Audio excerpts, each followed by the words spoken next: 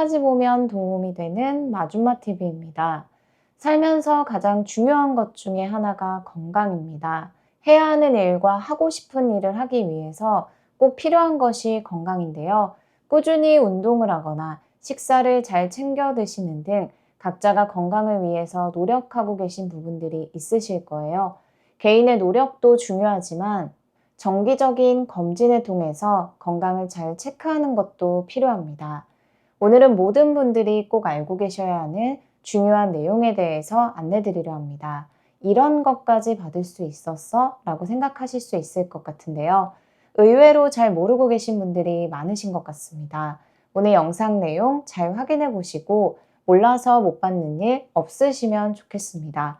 그런 관련 내용이 궁금하신 분들은 오늘 영상을 통해서 꼭 확인해 보시길 바랍니다. 오늘도 끝까지 봐주세요. 국가에서 국민들의 건강을 위해서 시행하고 있는 것이 있습니다. 바로 매년 출생연도 끝자리로 나누어서 시행하고 있는 국가건강검진인데요. 올해는 출생연도 끝자리 홀수이신 분들이 국가건강검진 대상자입니다. 한 해가 가기 전까지 계속 미루다가 연말이 돼서 하는 경우가 많은데요. 가급적 미루시기보다는 미리 받으셔서 건강을 잘 챙기시면 좋겠습니다. 올해 국가에서 처음으로 도입된 새로운 건강검진 항목이 있습니다. 대상에 해당되시는 분들은 받으셨을 테고 이제 해당되실 분들은 앞으로 받으실 수 있습니다. 보통 우리가 검진을 받을 때 가장 기본적으로 하는 검사가 피검사, 엑스레이 등입니다. 건강을 체크할 때 꼭 진행해야 하는 기본 검사들인데요. 올해는 생애 1회 받을 수 있는 검진 항목이 추가되었습니다. 56세 분들을 대상으로 C형 간염 항체 검사를 추가로 시행합니다.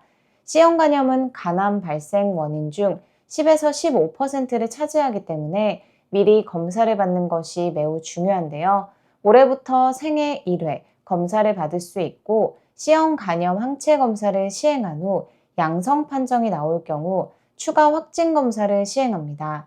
양성이 나왔더라도 C형 간염 환자를 의미하는 것은 아닙니다.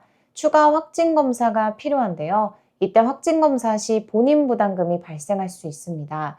확진 검사에 들었던 진찰료, 확진 검사비 등 진료비 상세 내역에서 확인되는 본인 부담금을 최초 1회 지원합니다. 국가 건강검진을 받은 연도, 다음 연도 3월 31일까지 신청할 경우 지원받을 수 있습니다. 정부24 홈페이지 또는 주민등록지 보건소에 방문해서 신청 가능합니다. 신청 후 지급 결정되면 본인 명의 통장으로 입금됩니다. 건강관리를 위해 주기적으로 시행하는 것 중에 하나가 내시경입니다. 몇 년에 한 번씩 위, 대장 검사를 통해서 건강 상태를 체크하곤 합니다. 내시경 검사를 받은 분들은 많이 계신데 의외로 받을 수 있는데 몰라서 못 받고 있는 분들도 많다는 것 알고 계셨나요? 앞으로 내시경을 받을 분들 혹은 이전에 내시경을 받았던 분들도 모두 확인하시고 늦기 전에 지금 신청해 보시길 바랍니다. 알아서 지급되는 게 아니라 직접 신청을 해야만 받을 수 있습니다. 위대장 내시경을 하게 되는 경우는 크게 두 가지입니다. 몸에 불편한 부분이 있어서 병원에 방문한 후 의사의 권유로 받거나 건강검진을 통해서 받는 경우입니다.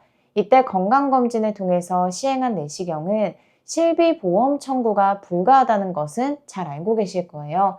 속쓰림, 소화불량 등 불편한 부분들이 생겨 병원에 방문한 후 의사의 권유로 내시경을 받는 경우에는 실비보험 청구가 가능합니다. 그런데 건강검진을 통해서 내시경을 받았는데 검사 도중 위 대장에 용종이 발견되어서 제거를 하는 경우가 있습니다. 건강검진을 통해 내시경을 받았을 때 내시경 검사비를 실비 청구 불가하지만 용종이 발견되어 제거한 경우에는 용종 제거 비용과 조직 검사 비용을 청구할 수 있습니다. 즉, 일반 건강검진비는 비보장, 추가 검사비는 보장됩니다. 그리고 의사 권유로 내시경을 받았다면 내시경 검사 비용과 용종 제거 비용 모두 신청해서 지급받을 수 있습니다. 여기까지는 한 번쯤은 다 들어보신 내용이실 수 있는데요. 다음 소개해드릴 내용에 대해서는 잘 모르시는 분들이 많습니다. 바로 위 대장 내시경을 받고 용종 제거를 했다면 수술비 특약을 통해서 수술비 보험을 청구해서 지급받을 수 있다는 것입니다. 본인의 보험이 수술비 특약이 적용됨에도 불구하고 용종 제거가 수술에 해당되는 줄 모르셔서 수술비 보험 청구는 하지 않고 실비만 청구하는 분들이 많다고 합니다. 질병 분류 코드에 따라 지급 여부가 달라질 수 있지만 본인의 보험을 꼭 확인해 보시고 실비 청구뿐만 아니라 수술비 보험 청구까지 가능한지 체크해 보시고 신청해서 꼭 지급받으시길 바랍니다. 수술은 치료를 목적으로 생체의 특정 부위를 잘라내는 것을 의미합니다. 내시경을 받으면서 용종이 발견되어 제거하는 것도 수술에 해당하기 때문에 수술비 특약을 통해 보험 청구가 가능합니다. 단 모든 수술비 특약에서 용종 제거 비용 관련 보험금 청구가 가능한 것은 아닙니다. 질병 수술 특약과 종 수술비 특약 등으로 보장받을 수 있는데요. 가입 시기에 따라서 수술 특약 1에서 3종 혹은 1에서 5종으로 나뉘어져 있고 특약 종류에 따라서 10에서 30만 원 혹은 20에서 50만 원까지 보상을 받을 수 있다고 하니 본인이 가입한 보험이 수술비 특약으로 지급받을 수 있는지 꼭 한번 확인해 보시길 바랍니다. 실손보험금 청구를 받았더라도 수술비 특약 관련 신청을 본인이 직접 해야 받을 수 있기 때문에 몰라서 못 받는 경우가 있다고 하니 잘 알아두시면 좋을 것 같습니다. 그리고 질병수술비, 종수술비 이외에 기타 특약의 경우도 용종 제거 관련된 보장을 제공하는 특약이 있을 수 있기 때문에 본인이 가입한 보험사에 문의하시는 게 가장 정확하다는 것 잊지 마세요. 다음 내용도 잘 알아두시길 바랍니다.